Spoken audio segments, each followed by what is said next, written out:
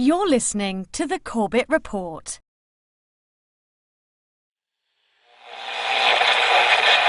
High oil prices helped ExxonMobil boost its profits to nearly $11 billion in the latest quarter. Shell is the latest oil company to report a big rise in profits thanks to higher oil prices. The ability of speculators to profit is surely dwarfed by the ability of oil-producing nations to profit from a higher price of oil. Maybe the easiest way for these guys to make the money, manipulate oil back above $50, even $60. Oil. From farm to pharmaceutical, diesel truck to dinner plate, pipeline to plastic product, it is impossible to think of an area of our modern-day lives that is not affected by the petrochemical industry. The story of oil is the story of the modern world. Parts of that story are well known. Rockefeller and Standard Oil, the internal combustion engine and the transformation of global transport, the House of Saud and the oil wars in the Middle East. Other parts are more obscure. The quest for oil in the outbreak of World War I, the petrochemical interests behind modern medicine, the big oil money behind the Green Revolution and the Gene Revolution. But that story, properly told, begins somewhere unexpected. Not in Pennsylvania with the first commercial drilling operation and the first oil boom, but in the rural backwoods of early 19th century New York State. And it doesn't start with crude oil or its derivatives, but a different product altogether. Snake oil. Dr. Bill Livingston, celebrated cancer specialist, was the very image of the traveling snake oil salesman. He was neither a doctor nor a cancer specialist. His real name was not even Livingston. More to the point, the rock oil tonic he pawned was a useless mixture of laxative and petroleum, and had no effect whatsoever on the cancer of the poor townsfolk he conned into buying it. He lived the life of a vagabond, always on the run from the last group of people he had fooled, engaged in ever more outrageous deceptions to make sure that the past wouldn't catch up with him. He abandoned his first wife and their 6 children to start a bigamous marriage in Canada at the same time as he fathered 2 more children by a 3rd woman. He adopted the name Livingston after he was indicted for raping a girl in Cayuga in 1849. When he wasn't running away from them or disappearing for years at a time, he would teach his children the tricks of his treacherous trade. He once bragged of his parenting technique. "I cheat my boys every chance I get. I want to make 'em sharp." A towering man of over 6 feet and with natural good looks that he used to his advantage, he went by Big Bill. Others, less generously, called him Devil Bill. But his real name was William Avery Rockefeller, and it was his son, John D. Rockefeller, who would go on to found the Standard Oil monopoly and become the world's first billionaire. The world we live in today is the world created in Devil Bill's image. It's a world founded on treachery, deceit, and the naivety of a public that has never wised up to the parlor tricks that the Rockefellers and their ilk have been using to shape the world for the past century and a half. This is the story of the oligarchy.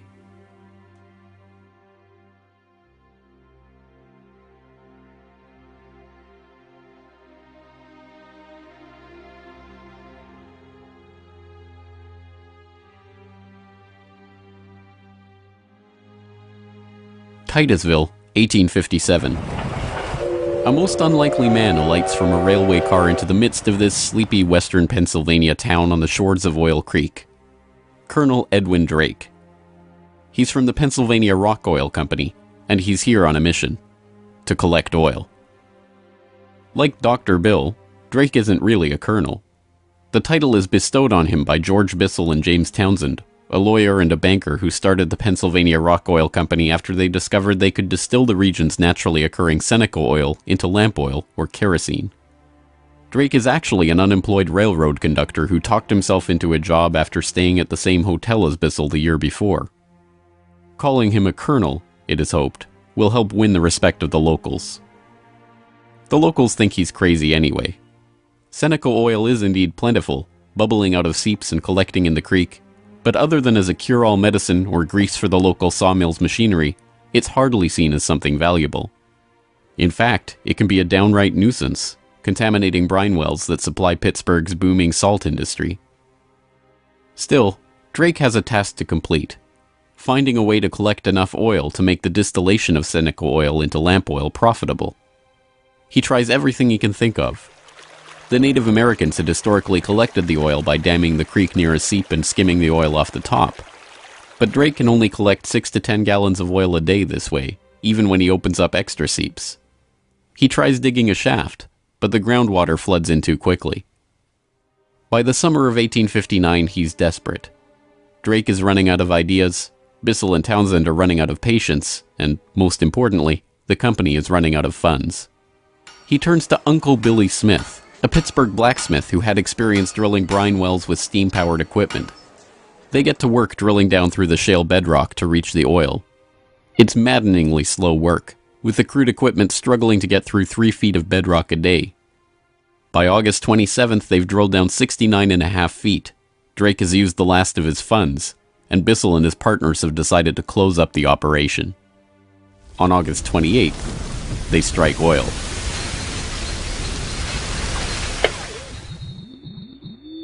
Then on Sunday, August 28, 1859, oil bubbled up the drive pipe.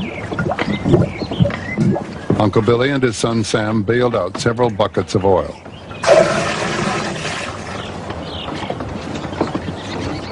On Monday, the very day that Colonel Drake received his final payment and an order to close down the operation, they hitched the walking beam to a water pump and the oil began to flow. The first oil was to sell for $40 a barrel. Years later, a local newspaper interviewed Uncle Billy about the day they struck oil. I commenced drilling, and at 4 o'clock I struck the oil. I says to Mr. Drake, "Look there, what do you think of this?" He looked down the pipe and said, "What's that?" I said, "That is your fortune."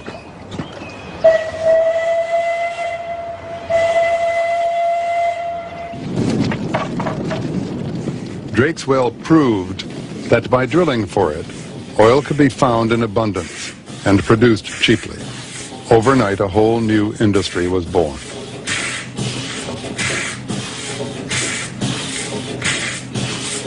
Before long, in millions of homes, farms, and factories around the world, lamps would be lit with kerosene, refined from West Pennsylvania crude. When the word came out that Drake had struck oil, the cry went up throughout the narrow valleys of western Pennsylvania. The crazy Yankee has struck oil, the crazy Yankee has struck oil. And it was the first great boom. It was like a gold rush.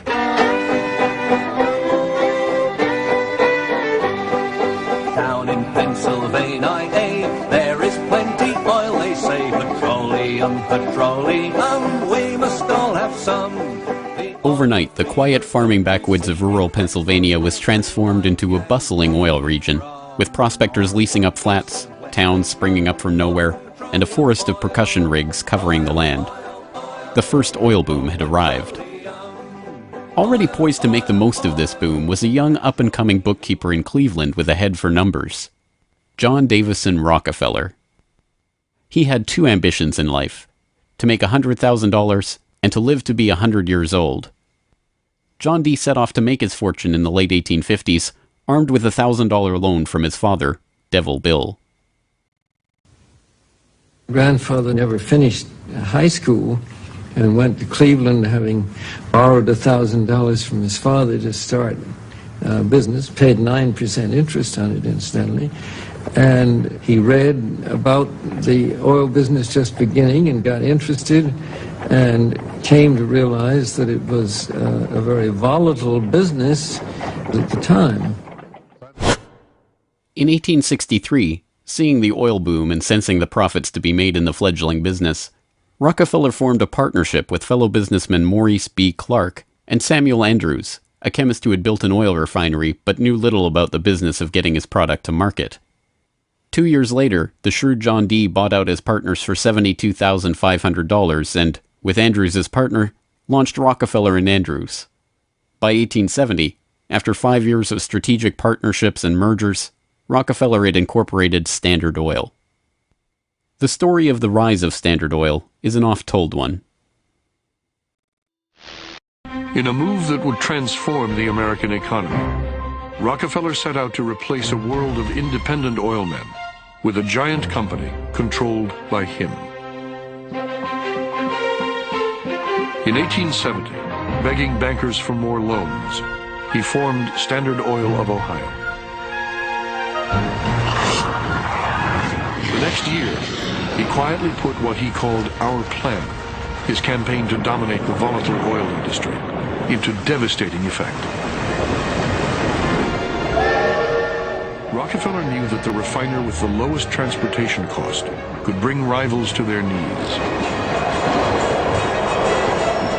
He entered into a secret alliance with the railroads called the South Improvement Company. In exchange for large, regular shipments, Rockefeller and his allies secured transport rates far lower than those of their bewildered competitors. By 1879, when Rockefeller is 40, he controls 90% of the oil refining in the world. Within a few years, he will control 90% of the marketing of oil and a third of all of the oil wells. So this very young man controls what is not only a national but an international monopoly in a commodity that is about to become the most important strategic commodity in the world economy. By the 1880s, the American oil industry was the Standard Oil Company, and Standard Oil was John D. Rockefeller. But it wasn't long until a handful of similarly ambitious and well-connected families began to emulate the Standard Oil success story in other parts of the globe. One such competitor emerged from the Caucasus in the 1870s, where Imperial Russia had opened up the vast Caspian Sea oil deposits to private development. Two families quickly combined forces to take advantage of the opportunity.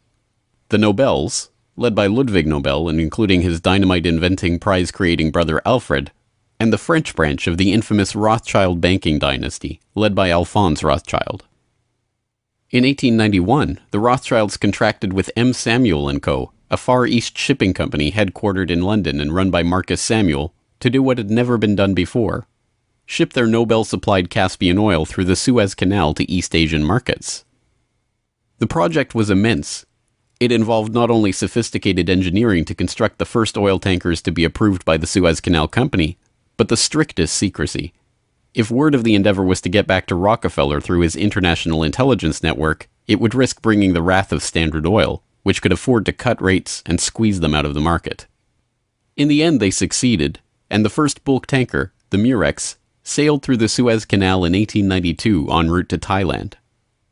In 1897, M. Samuel & Co. became the Shell Transport and Trading Company. Realizing that reliance on the Rothschild Nobel Caspian oil left the company vulnerable to supply shocks, Shell began to look to the Far East for other sources of oil.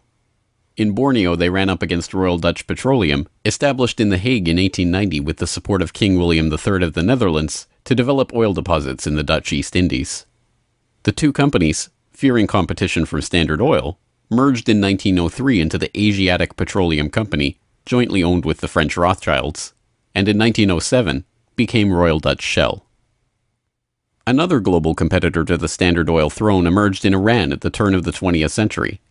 In 1901, millionaire socialite William Knox D'Arcy negotiated an incredible concession with the King of Persia: exclusive rights to prospect for oil throughout most of the country for 60 years. After 7 years of fruitless search, D'Arcy and his Glasgow-based partner, Burma Oil, were ready to abandon the country altogether. In early May of 1908, they sent a telegram to their geologist telling him to dismiss his staff, dismantle his equipment, and come back home. He defied the order, and weeks later, struck oil. Burma Oil promptly spun off the Anglo-Persian Oil Company to oversee production of Persian oil.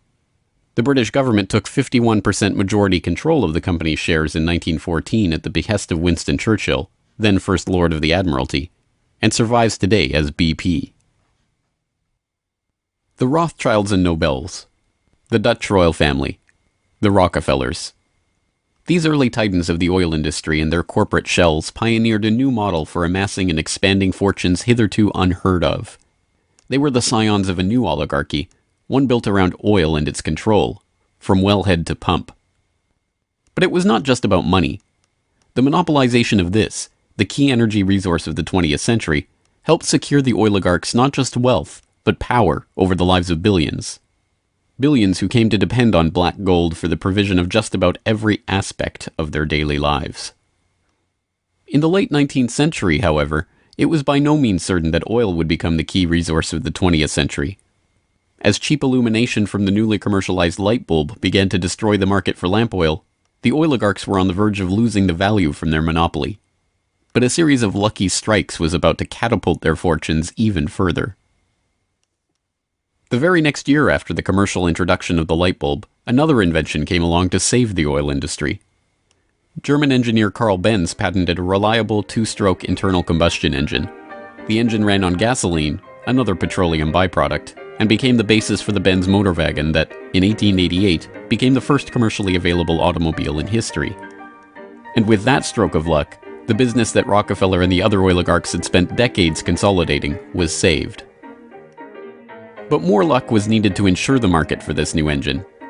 In the early days of the automobile era, it was by no means certain that gas-powered cars would come to dominate the market. Working models of electric vehicles had been around since the 1830s, and the first electric car was built in 1884. By 1897, there was a fleet of all-electric taxis shuttling passengers around London. The world land speed record was set by an electric car in 1898.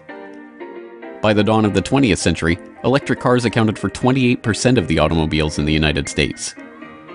The electrics had advantages over the internal combustion engine. They required no gear shifting or hand cranking, and had none of the vibration, smell, or noise associated with gasoline-powered cars. Lady Luck intervened again on January 10, 1901, when prospectors struck oil at Spindletop in East Texas. The gusher blew 100,000 barrels a day and set off the next great oil boom, providing cheap, plentiful oil to the American market and driving down gas prices. It wasn't long before the expensive, low-range electric engines were abandoned altogether, and big, loud, gas-guzzling engines came to dominate the road, all fueled by the black gold that Standard Oil, Shell, Gulf, Texaco, Anglo-Persian, and the other oil majors of the time were drilling, refining, and selling. Perhaps John D's greatest stroke of luck, however, was not supposed to be luck at all. Rockefeller had come under increasing scrutiny by a public outraged by the unprecedented wealth he had amassed through Standard Oil. Muckraking reporters like Ida Tarbell began digging up the dirt on his rise to power through railroad conspiracies, secret deals with competitors, and other shady practices. The press pictured him as a colossus with bribed politicians literally in the palm of his hand. Standard Oil was a menacing octopus with its tentacles strangling the lifeblood of the nation. Hearings began, investigations were launched, lawsuits were brought against him, and then, finally, in 1911, the Supreme Court made a monumental decision.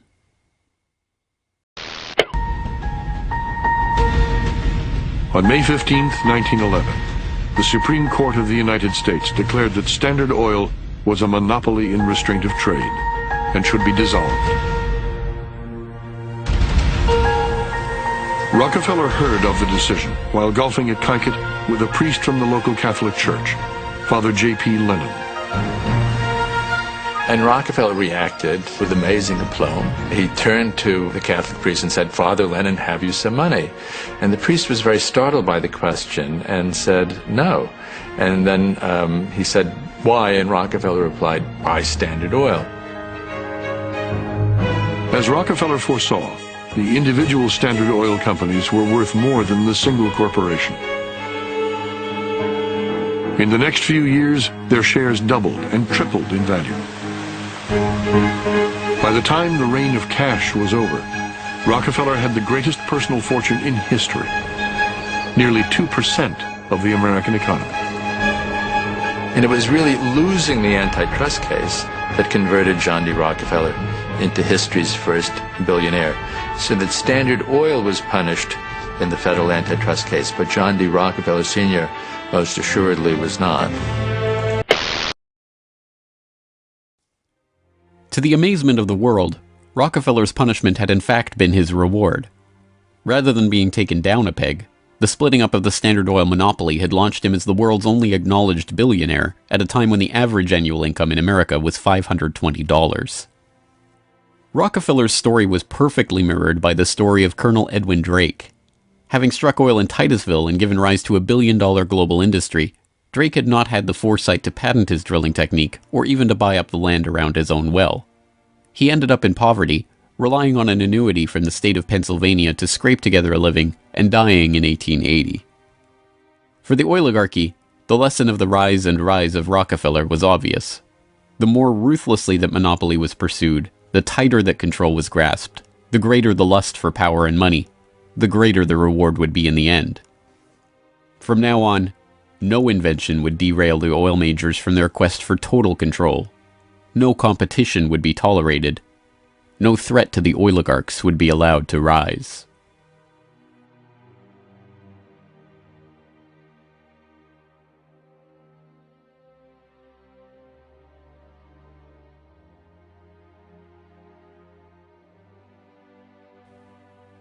When asked how he could justify the treachery and deceit with which he had pursued the creation of the Standard Oil monopoly, John D. Rockefeller is reputed to have said, "Competition is a sin." This is the mentality of the monopolist, and it is this justification, framed as religious conviction, that drove the oligarchs to so ruthlessly eliminate anyone who would dare rise up as a pretender to their throne. Ironically, it was the competition between the oligarchs in the early 20th century that helped give rise to an early external threat to their empire: alcohol fuel. As historian Lyle Cummins has noted of the period, the oil trust battles between Rockefeller, the Rothschilds, the Nobels, and Marcus Samuel's Shell kept prices in a state of flux, and engines often had to be adaptable to the fuel that was available.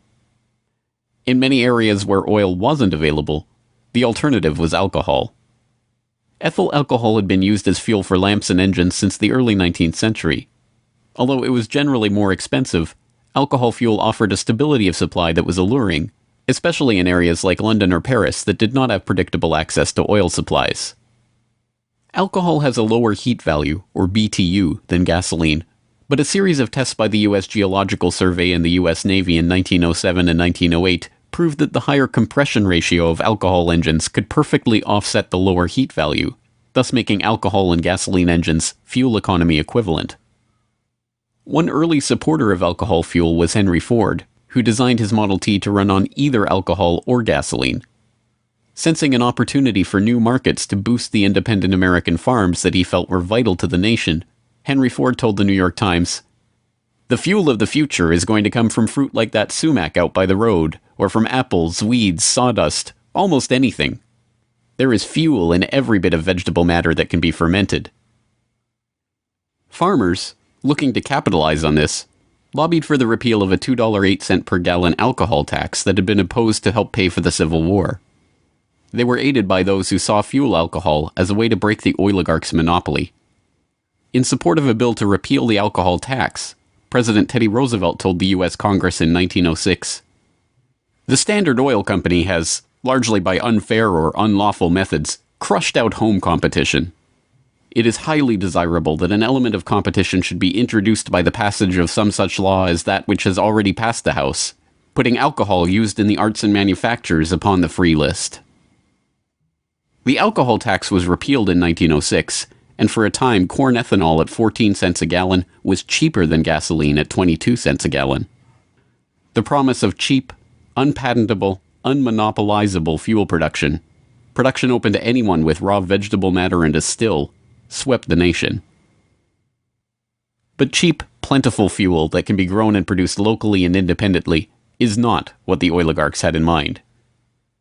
A 1909 USGS report comparing gas and alcohol engines had noted that a significant point in alcohol fuel's favor was that there were fewer restrictions on alcohol engines. For the oligarchs, the answer was simple: find a way to place greater restrictions on alcohol engines. Thankfully for them, the answer to their problem was already gaining popular support. In the 19th century, America had a drinking problem.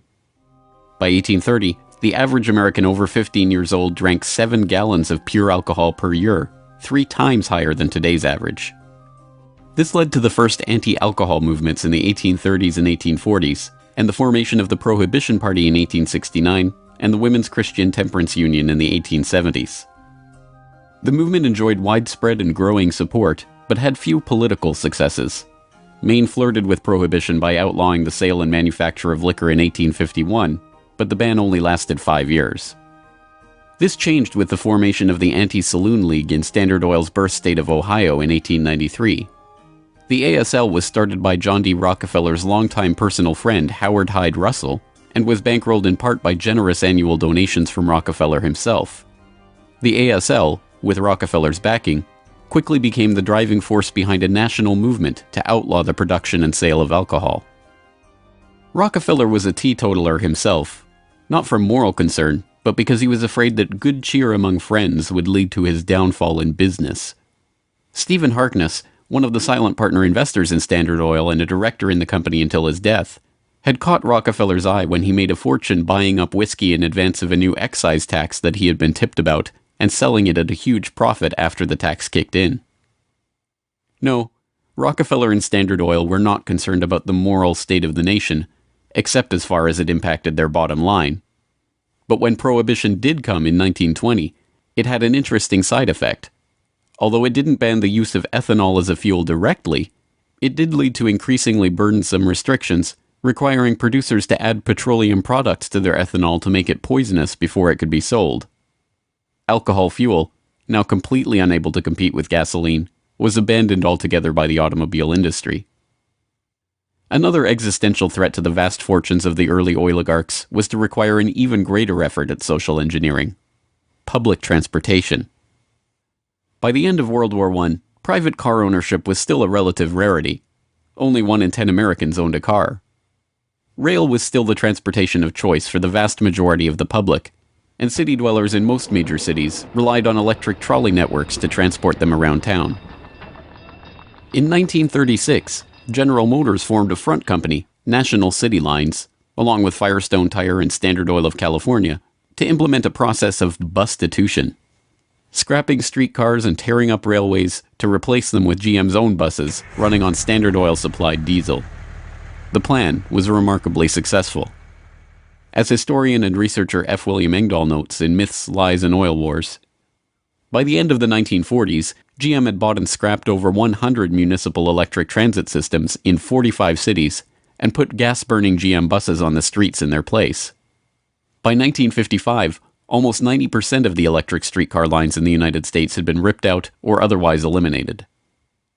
The cartel had been careful to hide their involvement in National City Lines, but it was revealed to the public in 1946 by an enterprising retired naval lieutenant commander, Edwin J. Quimby.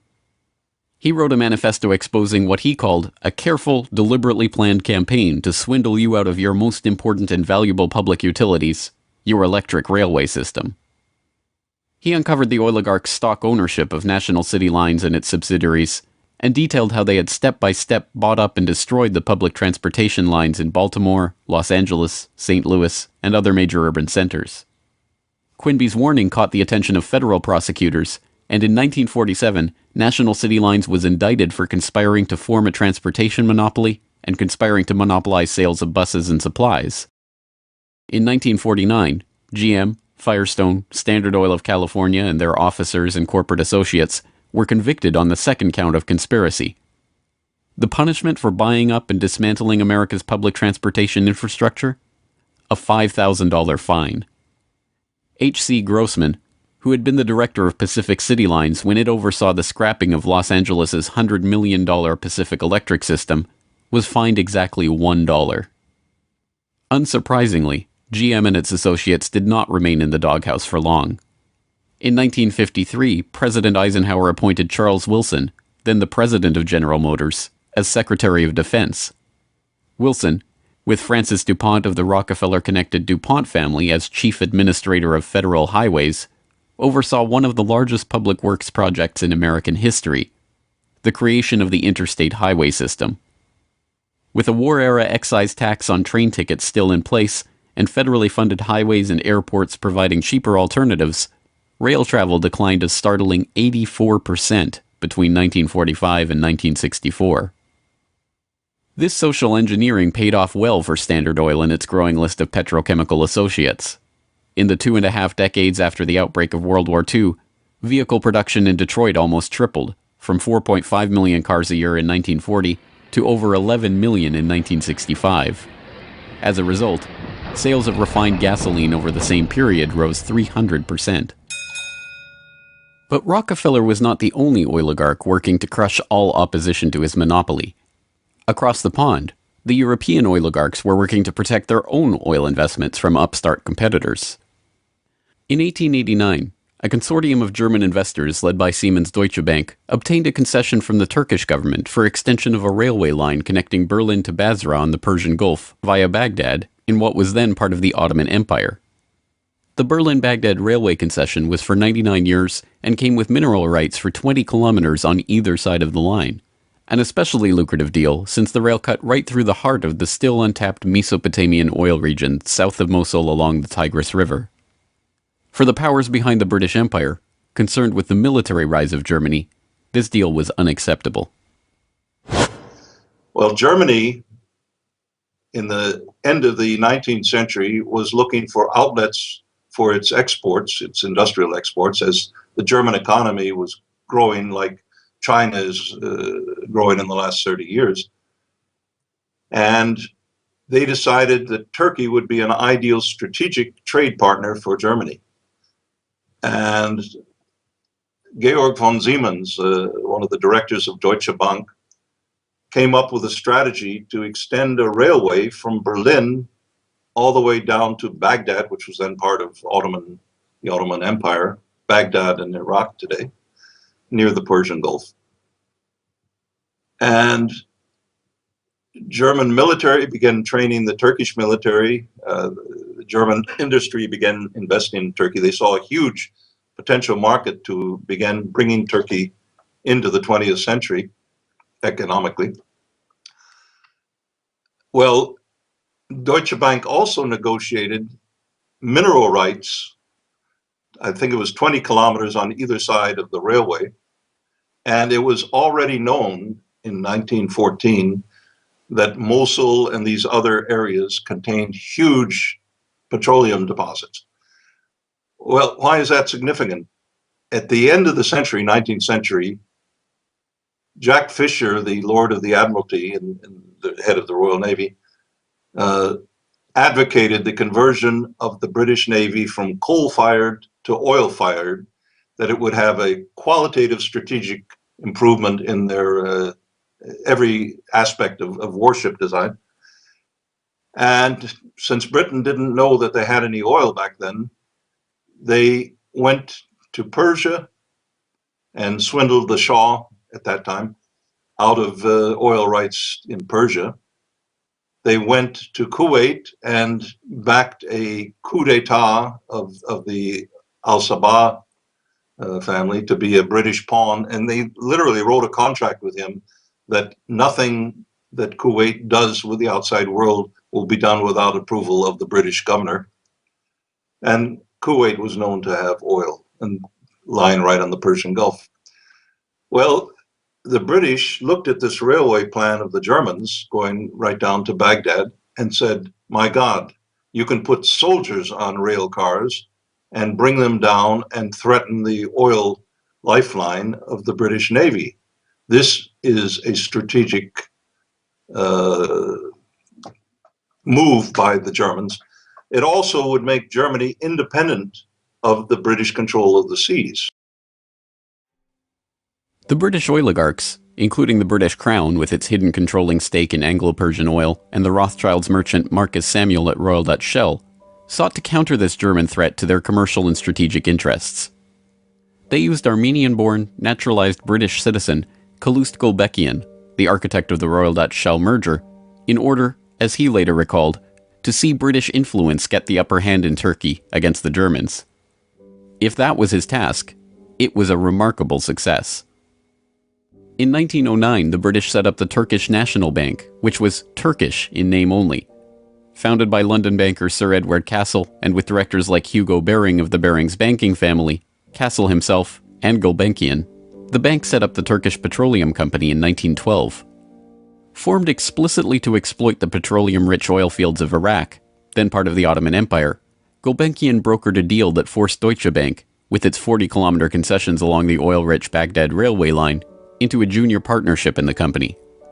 The stock was split so the British government's Anglo-Persian Oil Company owned half the shares, with Royal Dutch Shell and Deutsche Bank splitting the other half. Their plan to take over Germany's Turkish oil interests had been successful, but in an amazing irony, it didn't even matter. Gulbenkian finished negotiations for the Iraqi oil concession on June 28, 1914, the same day Archduke Ferdinand was shot in Sarajevo. An alliance the British had been brokering for years to constrain the rising German threat, an alliance involving France and Russia, kicked into motion, and the world was engulfed in war. By the end of World War I, The British and their allies had taken over Iraq and its oil deposits anyway. Germany had been completely cut out, and Gulbenkian, their scheming servant, received 5% of all oil field proceeds in the newly minted country. As the century wore on, the oil industry grew beyond the control of the handful of families that had dominated it since its inception. Oil deposits were located around the globe, and the resources of entire nation-states were marshaled to control them. Now, threats to the oligarchs and their interests required multilateral, multinational responses, and the consequences of those deals were felt worldwide.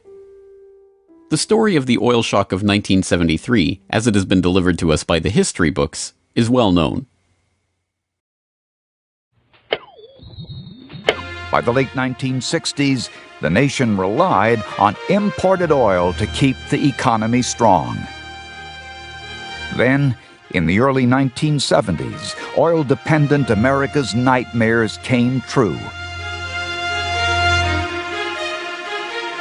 13 oil-producing countries in the Middle East and South America formed OPEC, the Organization of Petroleum Exporting Countries. In 1973, OPEC placed an oil embargo on the U.S. and other nations that had supported Israel against the Arab states in the Yom Kippur War.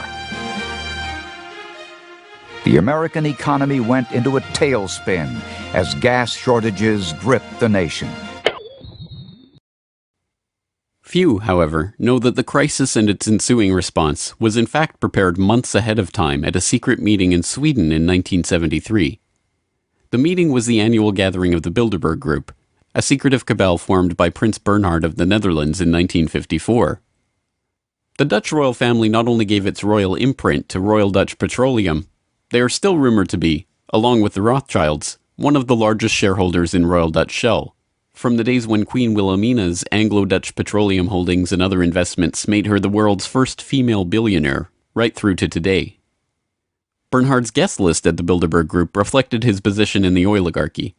Alongside him at the Swedish conference were David Rockefeller of the Standard Oil dynasty and his protege Henry Kissinger, Baron Edmund de Rothschild, E.G. Collado, the vice president of Exxon, Sir Dennis Greenhill, director of British Petroleum, and Gerrit A. Wagner, president of Bernhard's own Royal Dutch Shell. At the meeting in Sweden, held 5 months before the oil crisis began, the oligarchs and their political and business allies were planning their response to a monetary crisis that threatened the world dominance of the US dollar. Under the Bretton Woods system, negotiated in the final days of World War II, the US dollar would be the backbone of the world monetary system, convertible to gold at $35 per ounce, with all other currencies pegged to it. Increasing US expenditures in Vietnam and decreasing exports caused Germany, France, and other nations to start demanding gold for their dollars. With the Federal Reserve's official gold holdings plunging and unable to stem the tide of demand, Nixon abandoned Bretton Woods in August 1971, threatening the dollar's position as the world reserve currency. Accordingly, I have directed the Secretary of the Treasury to take the action necessary to defend the dollar against the speculators. I have directed Secretary Connally to suspend temporarily the convertibility of the dollar into gold or other reserve assets, except in amounts and conditions determined to be in the interest of monetary stability and in the best interest of the United States. As leaked documents from the 1973 Bilderberg meeting show, the oligarchs decided to use their control over the flow of oil to save the American hegemon. Acknowledging that OPEC could completely disorganize and undermine the world monetary system, the Bilderberg attendees prepared for an energy crisis or an increase in energy costs, which, they predicted, could mean an oil price between $10 and $12, a staggering 400% increase from the current price of $3.01 per barrel. 5 months later, Bilderberg attendee and Rockefeller protege Henry Kissinger, acting as Nixon's Secretary of State, engineered the Yom Kippur War and provoked OPEC's response, an oil embargo of the US and other nations that had supported Israel. On October 16, 1973, OPEC raised oil prices by 70%. At their December meeting, the Shah of Iran demanded and received a further raise to $11.65 a barrel, or 400% of oil's pre-crisis price. When asked by Saudi King Faisal's personal emissary why he had demanded such a bold price increase, he replied, Tell your king, if he wants the answer to this question, he should go to Washington and ask Henry Kissinger. In the second move of the operation, Kissinger helped negotiate a deal with Saudi Arabia. In exchange for U.S. arms and military protection, the Saudis would price all their future oil sales in dollars and recycle those dollars through treasury purchases via Wall Street banks. The deal was a bonanza for the oligarchs. Not only did they get to pass the price increases on to the consumers, but they benefited from the huge flows of money into their own banks. The Shah of Iran parked the National Iranian Oil Company's revenues in Rockefeller's own Chase Bank, revenues that reached $14 billion per year in the wake of the oil crisis. With the creation of this new system, the petrodollar, the oligarchs had reached unprecedented levels of control over the economy. Not only that, they had backed the world monetary system with their commodity, oil, and brought potential competition from upstart producer nations under their control all in one step. But for the insatiable appetites of these monopolist titans, mere control over the world's monetary system was not enough.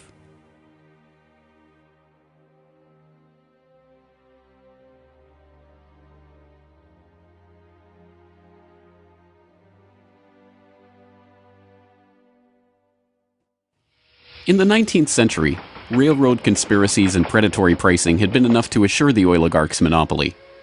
But by the time that the British Crown, the Dutch royal family, the Rothschilds, and the other European oligarchs began opening up the Middle East and the Far East to oil exploration in the early 20th century, the goal was no longer to maximize profits or control the oil industry.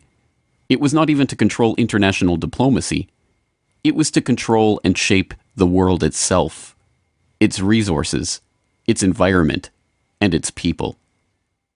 In order to achieve this goal, the oligarchy would need a facelift. In the current age, with the Rockefeller name now more likely to be associated with Rockefeller Plaza or Rockefeller University than Standard Oil, it is difficult to understand just how hated John D. was in his own day. He was the head of the Standard Oil Hydra, an octopus strangling the world in his tentacles, a cutthroat gardener pruning the competitors from the flower of his oil monopoly. As one of the richest men the world had ever known, he was an easy target for the average working man's frustration and a magnet for the poor seeking help.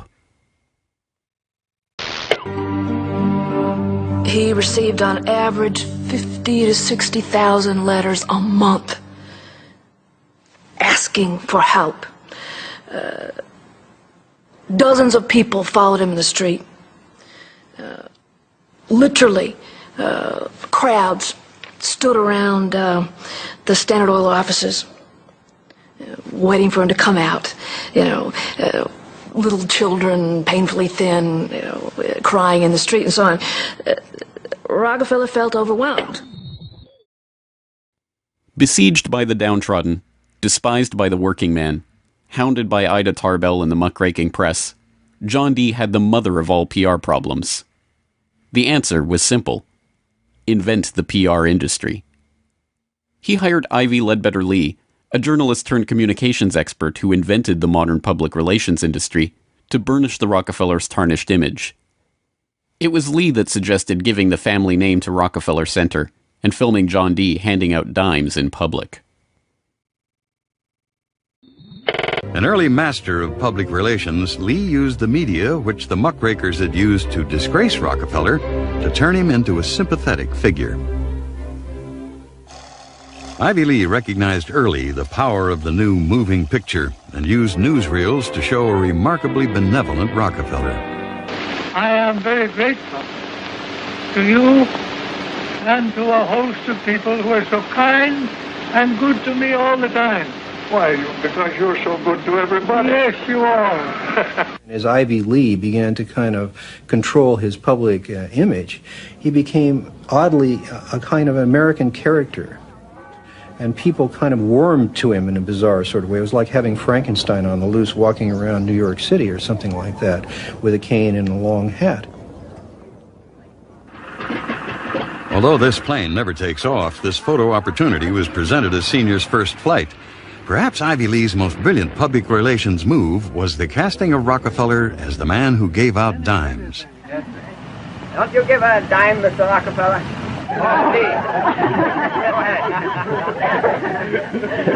You bet a dime. Thank you, sir. Thank you very much. I consider And I myself... thank you for the ride. I consider myself more than amply paid. Bless you, bless you, Yes. bless you. These PR stunts seem obvious and ham-handed by today's standards, but they were effective enough. To this day, people leave dimes on the stone marker at the base of the 70-foot Egyptian obelisk that towers over John Dee's final resting place in Cleveland's Lakeview Cemetery. But it was not stage-managed photo opportunities like these that transformed Rockefeller into a public hero. In order to win the public over, he was going to have to give them what they wanted. And what they wanted wasn't difficult to understand. Money.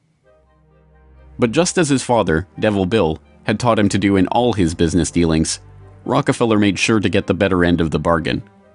He would donate his great wealth to the creation of public institutions, but those institutions would be used to bend society to his will. As every would-be ruler throughout history has realized, society has to be transformed from the ground up. Americans in the 19th century still prized education and intellectual pursuits, with the 1840 census finding unsurprisingly that the United States, a nation that had been mobilized by tracts like Thomas Paine's remarkably popular Common Sense, was a nation of readers, with a remarkable 93% to 100% literacy rate.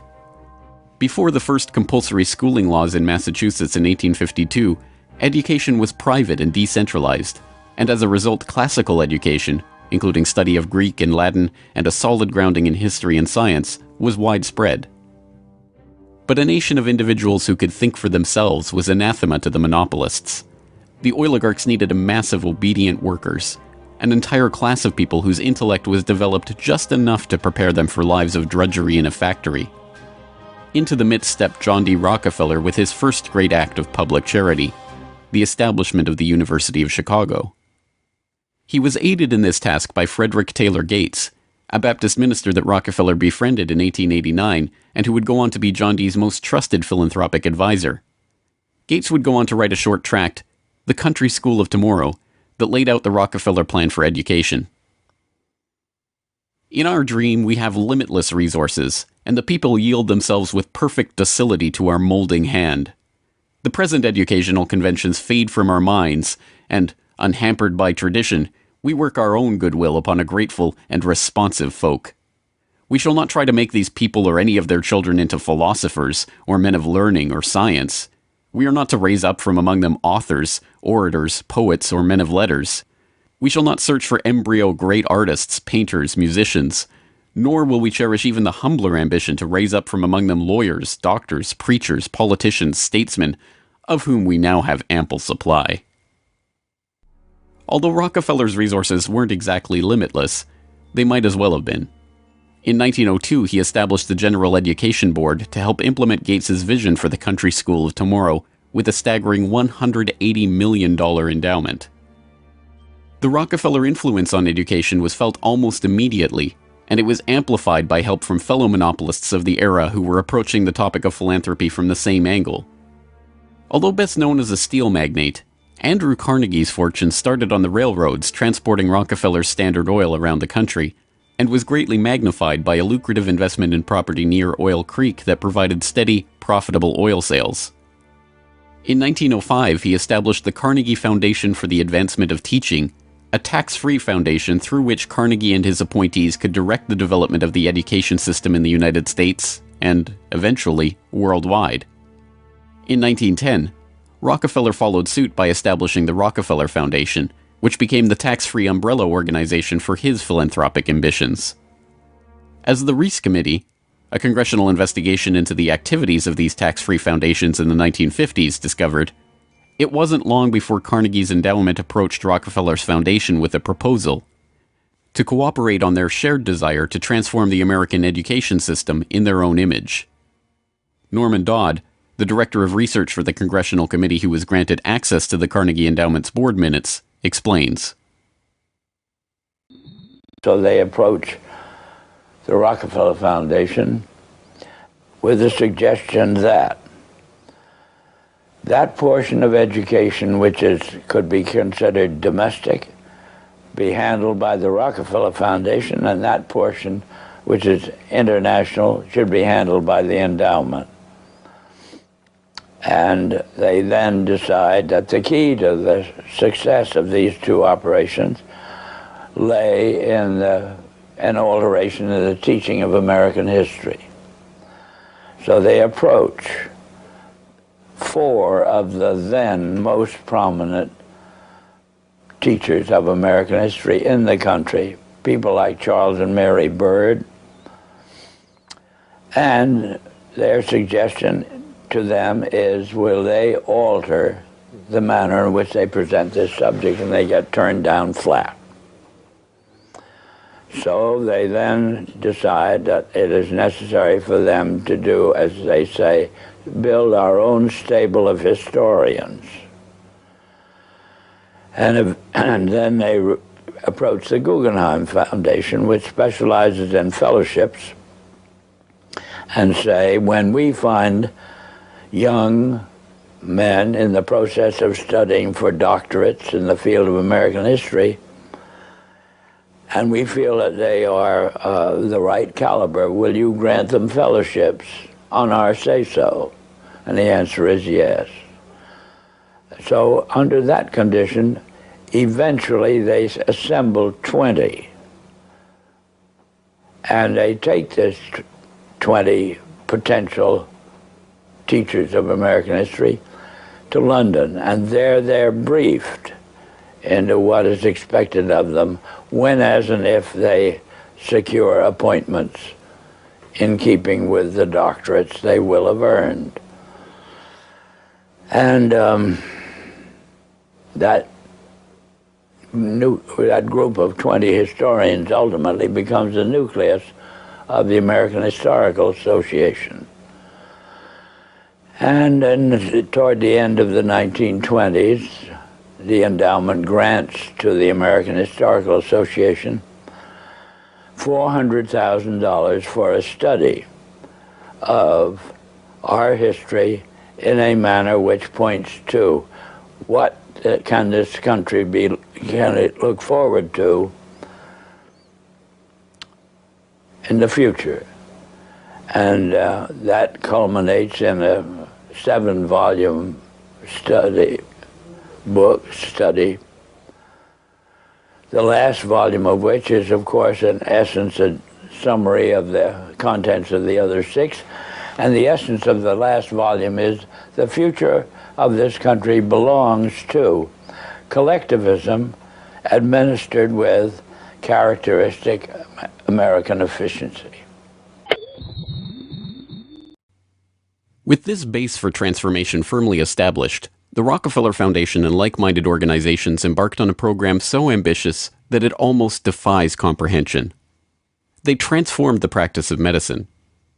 As usual, the oligarchs that funded this change were also there to profit from it, and once again, John D. took his cue from Devil Bill's example. William Rockefeller had called his brand of snake oil Nujol for New Oil, and Standard Oil spun off Nujol as a laxative under their Stanco subsidiary. Manufactured on the same premises as Flit, an insecticide also derived from Standard Oil's byproducts, Nujol sold at the druggist for 28 cents per 6-ounce bottle. It cost Standard Oil less than 1/5 of a cent to manufacture. Pharmaceuticals provided a lucrative new opportunity for the oligarchs, but in a turn-of-the-century America that was still largely based on naturopathic herbal remedies, it was a tough sell. The oligarchy went to work changing that. In 1901, John D. established the Rockefeller Institute for Medical Research. The institute recruited Simon Flexner, a pathology professor at the University of Pennsylvania, to serve as its director. His brother, Abraham, was an educator who was contracted by the Carnegie Foundation to write a report on the state of the American medical education system. His study, the Flexner Report, along with the hundreds of millions of dollars that the Rockefeller and Carnegie Foundations were to shower on medical research in the coming years, resulted in a sweeping overhaul of the American medical system. Naturopathic and homeopathic medicine, medical care focused on unpatentable, unmarketable natural remedies and cures, was now dismissed as quackery. Only drug-based allopathic medicine requiring expensive medical procedures and lengthy hospital stays was to be taken seriously. The fortunes of Carnegie, Morgan, and Rockefeller financed surgery, radiation, and synthetic drugs. They were to become the economic foundations of the new medical economy. The takeover of the medical industry was accomplished by the takeover of the medical schools. Well, the people that we're talking about, Rockefeller and Carnegie in particular, came to the picture and said, we will put up money. They offered tremendous amounts of money to the schools that would agree to cooperate with them. The donors said to the schools, we're giving you all this money. Now, would it be too much to ask if we could put some of our people on your board of directors to see that our money is being spent wisely? Almost overnight, all of the major universities received large grants from these sources and also accepted 1, 2, or 3 of these people that I mentioned on their board of directors, and the schools literally were taken over by the financial interests that put up the money. Now, what happened as a result of that is that the schools did receive an infusion of money. They were able to build new buildings. They were able to add expensive equipment to their laboratories. They were able to hire top-notch teachers.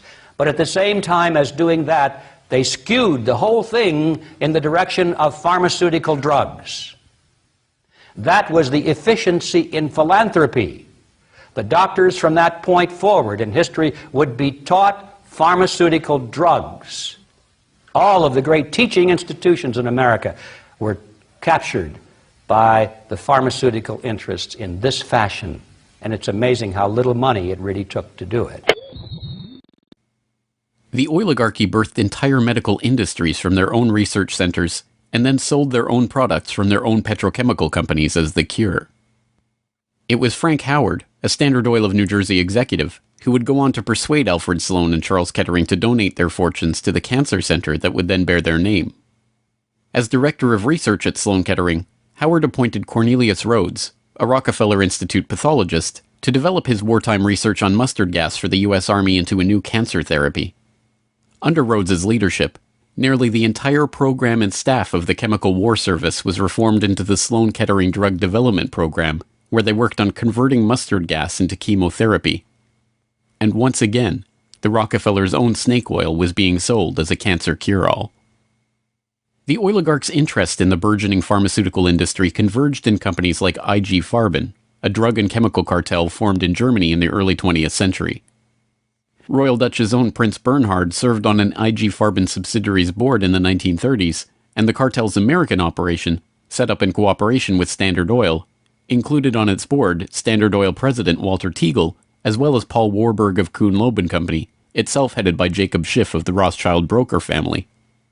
At its height, IG Farben was the largest chemical company in the world, and the 4th largest industrial concern in the world, right behind Standard Oil of New Jersey. The company was broken up after World War II, but like Standard Oil, its various pieces remained intact, and today BASF, one of its chemical offshoots, remains the largest chemical company in the world, while Bayer and Sanofi, 2 of its pharmaceutical offshoots, are among the largest pharmaceutical companies in the world. Not content merely to monopolize the fields of education and medicine, the same oligarchical interests banded together to take control of America's finances. In 1910, John D. Rockefeller Jr.'s own father-in-law, Senator Nelson Aldrich, Frank Vanderlip of the National City Bank, and Paul Warburg, as well as various agents of J.P. Morgan, met in complete secrecy on Jekyll Island to hammer out the details of what would go on to become the Federal Reserve, America's central bank. The Fed, established in 1913, would be run by hand-picked appointees of the oligarchy and their banking associates, including, perhaps inevitably, Standard Oil president and American IG director Walter Teagle. The Rockefeller family would go on to formally enter the banking field in the 1950s when James Stillman Rockefeller, the grandson of John D.'s brother, was appointed director of National City Bank. Meanwhile, John D.'s own grandson, David Rockefeller, would go on to take over Chase Manhattan Bank, the longtime banking partner of the Standard Oil empire. In this move, the Rockefeller story perfectly mirrored that of their fellow oligarchs, the Rothschilds. Whereas the Rothschilds had supplemented their banking fortune with their oil interests, The Rockefellers supplemented their oil fortune with banking interests. Springboarding from success to success as they consolidated monopolies across every field of human activity, the oligarchs' ambitions became even larger. This time, their goal was to consolidate control over the very food supply of the world itself. And once again, they would use philanthropy as the cover for their business takeover. The Green Revolution began in 1943 when plant geneticist Norman Borlaug and a team of researchers arrived on Mexican soil. His goal was to improve agricultural techniques and biotechnological methodologies, which in turn would help alleviate starvation and improve the living quality of developing nations. Creating new genetically modified strains of wheat, rice, maize, and other crops, Borlaug planned to win the battle against world hunger. The hope was that these new crops and farming techniques would rescue third world countries from the brink of starvation. That's exactly what happened. The agricultural innovations brought to the poverty-stricken countries gave the farmers the skills and resources necessary to sustain themselves. This triggered a chain of events that would allow these once struggling nations to survive. Agricultural exports soared in quantity and diversity and allowed the countries to become self-sufficient. As the genetically modified crops thrived, farmers were able to use their increased income to purchase newer and superior farming machinery. This increase in revenue made farming easier, more reliable, and more efficient. The Green Revolution led to the modernization of agriculture and has had a profound social, economic, and political impact on the world. The Mexican government turned to the Rockefeller Foundation in their endeavor to nourish Mexico through agriculture. Norman Borlaug, needless to say, was a researcher for the Rockefeller Foundation, and the Green Revolution, for whatever increase in yields it brought about, also created markets for the oligarchs' own interest in the petrochemical fertilizer industry and gave rise to the ABCD seed cartel of Archer Daniels Midland, Bunge, Cargill, and Louis Dreyfus. These companies, along with their associated interests in the food packaging and processing industry, formed the core of American agribusiness, a concept developed at Harvard Business School in the 1950s with the help of research conducted by Vasily Leontief for the Rockefeller Foundation. The American agribusiness giants shared a common goal: the transformation of third world agriculture into a captive market for their goods. From this perspective, the project was a runaway success. By the 1970s, the Rockefeller Standard Oil network and its cronies in the nitrogen fertilizer industry, including DuPont, Dow Chemical, and Hercules Powder, had broken into markets around the world, markets conveniently forced open for them by the U.S. government itself under President Johnson's Food for Peace program, which mandated the use of petrochemical-dependent agricultural technologies by aid recipients. Unable to afford these new technologies themselves, the impoverished Third World beneficiaries of this revolution relied on loans from the International Monetary Fund and the World Bank, handled by Rockefeller's own Chase Manhattan Bank and guaranteed by the U.S. government. The real costs of the Green Revolution, economic, agricultural, and environmental, are seldom tallied. Access to these debt-financed petrochemical-dependent technologies exacerbated the difference between the rich landowning class and the landless peasants in countries like India, where land reform and abolition of usury were dropped from the political agenda after the Green Revolution took over. Even then, the revolution's main success, its increase in agricultural yields, has been oversold. Yield growth across India actually slowed after the introduction of agribusiness. The environmental destruction is even more devastating. An overview in the December 2000 edition of Current Science notes, the Green Revolution has not only increased productivity, but it has also produced several negative ecological consequences, such as depletion of lands, decline in soil fertility, soil salinization, soil erosion, deterioration of environment, health hazards, poor sustainability of agricultural lands, and degradation of biodiversity. Indiscriminate use of pesticides, irrigation, and imbalanced fertilization has threatened sustainability. The Rockefeller Foundation even acknowledges the critiques of the Green Revolution it funded into existence, insisting that current initiatives take into account lessons learned. Even so, the Foundation continues to fund research and write reports on how to improve prospects for agribusiness investment in its target markets. As egregious as the Green Revolution was and continues to be, however, in many ways it was just the prelude to an even more ambitious project, the Gene Revolution.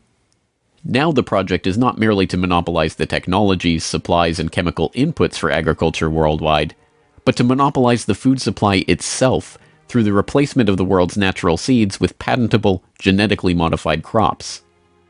The players involved in this gene revolution are almost identical to the players in the green revolution, with IG Farben offshoots, Bayer Crop Science and BASF Plant Science, mingling with traditional oligarch associate companies like Dow AgroScience, DuPont Biotechnology, and, of course, Monsanto, all funded by the Rockefeller Foundation and fellow philanthropists at the Ford Foundation, the Bill and Melinda Gates Foundation, and like-minded organizations. The convergence of corporate, philanthropic, governmental, and intergovernmental interests in promoting GM crops around the world can be seen in the bewildering array of research institutes, industry associations, and consultative groups devoted to the case. The Rockefeller-funded International Rice Research Institute, the Rockefeller-Monsanto USAID brainchild International Service for the Acquisition of Agribiotech Applications, the Rockefeller-Ford World Bank-created Consultative Group of International Agricultural Research, and dozens of other bland, benign-sounding organizations research and promote GM crops in target markets around the globe, with the profits ending up in the oligarchs' coffers. A representative example of this story is the agribusiness neocolonization of Argentina, where Monsanto ran an elaborate bait-and-switch to get the country hooked on its genetically modified Roundup-ready soybeans before demanding royalties on the crops that were by then already growing. DuPont then took over, magnanimously beginning a Protein for Life program to foist their own GM soybeans on the country's poor. The same scene has played itself out in country after country, where cartel-developed GM crops are foisted on emerging economies through food aid, usually during times of famine when those countries are especially vulnerable. Only a handful of countries like Zambia or Angola have outright rejected this GMO takeover of their food supply, generously subsidized by the US government to the benefit of the agribusiness cartel.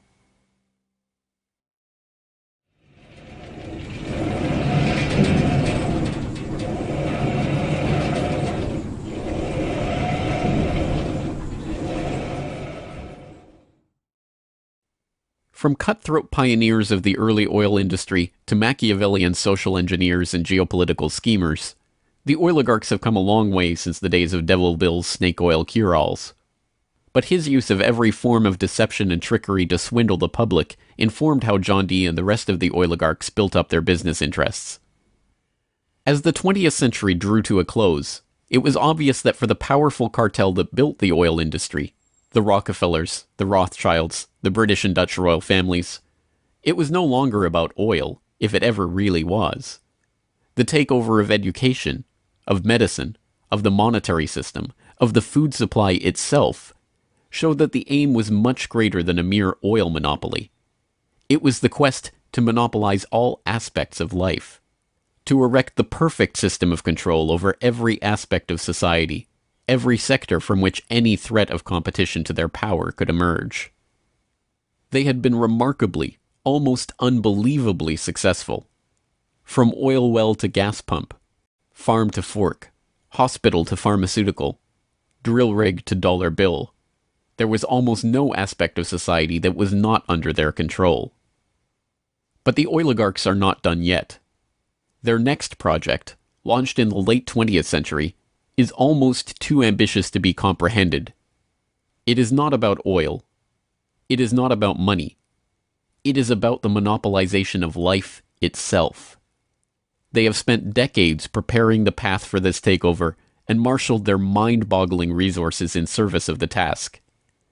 And the vast majority of the world's population, still playing the shell game that the oligarchs perfected and abandoned long ago, are about to fall right into their hands yet again. Ladies and gentlemen, the battle against climate change is surely the most defining and pivotal challenge of our times. Even in a world full of daunting perils and crises, it is hard to imagine anything that poses a greater challenge and opportunity for humanity. The negative impact of population growth on all of our planetary ecosystems is becoming appallingly evident. The science is unequivocally true, and that there is a price to carbon in their future. What What do you see as the biggest challenges in conservation? The growing human population. Because if where we are, there's nothing else. We have to start spending money, fast on the solutions that we have in hand to try and help these countries which are already seeing the effects of climate change today and seeing the effects of our consumption, basically. David Rothschild, thank you so much for joining us here on Bloomberg. Down in Pennsylvania, there is plenty oil, they say. Petroleum, petroleum, we must all have some. The oily fever, don't you see, infects most every live Yankee. From north, from east and west they come for petroleum oil. Oil, oil, oil, oh petroleum. Oil, oil, oil, petroleum.